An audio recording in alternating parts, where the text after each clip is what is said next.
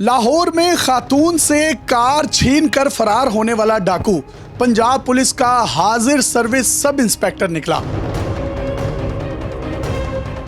ये sub inspector दिन के टाइम ट्रेनिंग सेंटर में प्रमोशनल कोर्स कर रहा है और रात के टाइम ये लाहौर की सड़कों पर डकैतियां करता है। ये एहतशाम विर्क है जिसका ताल्लुक शेखुपुरा पुलिस के साथ है।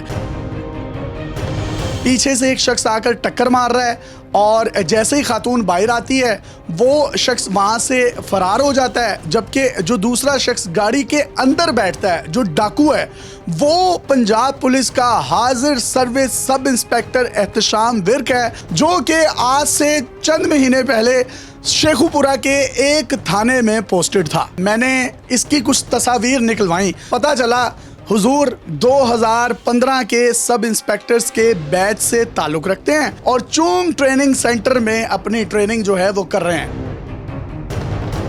मैंने लाहौर के डीआईजी ऑपरेशंस फैसल कामरान साहब को एहतशाम विर्क की तस्वीर सेंड कर दी, तो उस पर उन्होंने मुझे जवाब दिया कि इसको सर्विस से डिसमिस कर दिया गया है। तो फिर मैंने उनसे सवाल किया, अच्छा ये कोई पुलिस का नया कानून आ गया कि सर्विस में अगर कोई बंदा डिसमिस हो जाए तो वो चोंग ट्रेनिंग सेंटर में प्रमोशनल कोर्स भी कर सकता है?